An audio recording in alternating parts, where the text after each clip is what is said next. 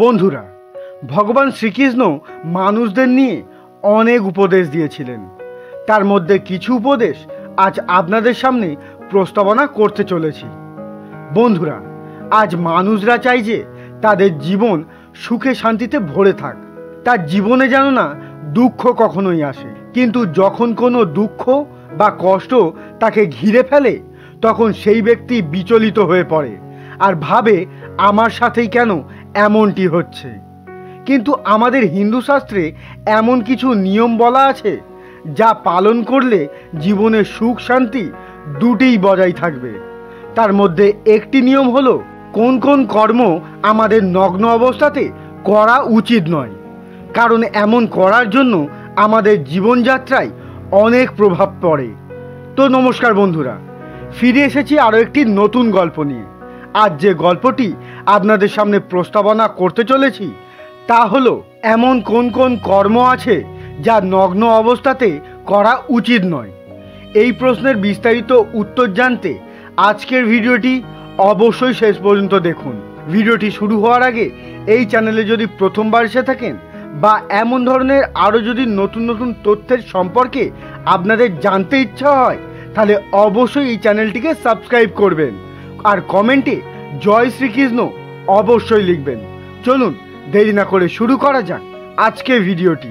বন্ধুরা, প্রথম কর্ম হলো উলঙ্গ হয়ে বা সম্পূর্ণ নগ্ন অবস্থাতে কখনো স্নান করবেন না।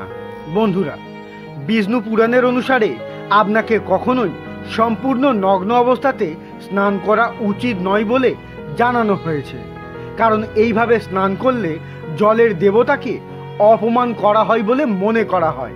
তাই আপনি যখনই স্নান করবেন তখন অন্তত আপনার শরীরে একটি বস্ত্র থাকা আবশ্যিক। দ্বিতীয় কর্ম হলো সম্পূর্ণ নগ্ন অবস্থায় বা উলঙ্গ অবস্থায় ঘুমানো উচিত নয়। বন্ধুরা, অনেক ব্যক্তিই আছেন যারা নগ্ন অবস্থাতে ঘুমোতে পছন্দ করে থাকেন, কারণ এইভাবে শুয়ে ঘুমালে আরাম পাওয়া যায়। কিন্তু যদি আমরা বিষ্ণু পুরাণ মেনে চলি তাহলে আমাদের নগ্ন অবস্থাতে শুয়ে ঘুমানো উচিতই নয়, কারণ এমন করার জন্য চন্দ্রদেব রুষ্ট হন। এছাড়াও আরও একটি কারণ হলো রাত্রে নগ্ন অবস্থাতে শুয়ে ঘুমালে আপনার উপরে অশুভ আত্মা ভর করার সম্ভাবনা বেড়ে যায়।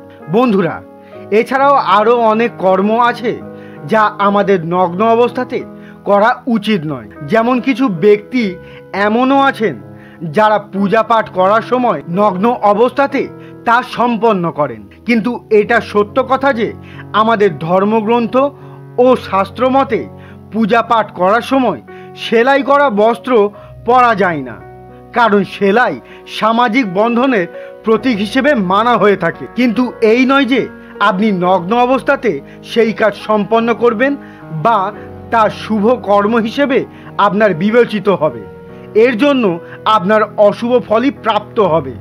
বন্ধুরা, আপনারা যদি এমন কোনো কর্ম করে থাকেন তাহলে অবশ্যই তা বদলে নিন, কারণ এমন করলে আপনারই ক্ষতি হতে পারে। তো বন্ধুরা, কেমন লাগলো আজকে এই গল্পটি তা অবশ্যই একটি কমেন্টের মাধ্যমে জানাবেন। ভিডিওটি যদি ভালো লাগে তাহলে অবশ্যই একটি লাইক এবং বন্ধুদের সঙ্গে বেশি বেশি করে শেয়ার করবেন। আর এমন ধরনের আরও যদি নতুন নতুন তথ্যের সম্পর্কে জানতে চান তাহলে অবশ্যই এই চ্যানেলটিকে সাবস্ক্রাইব করে রাখবেন। ফিরে আসছি আরও এমন ধরনের নতুন তথ্যমূলক গল্প নিয়ে। ততক্ষণ সঙ্গে থাকবেন, ভালো থাকবেন। নমস্কার।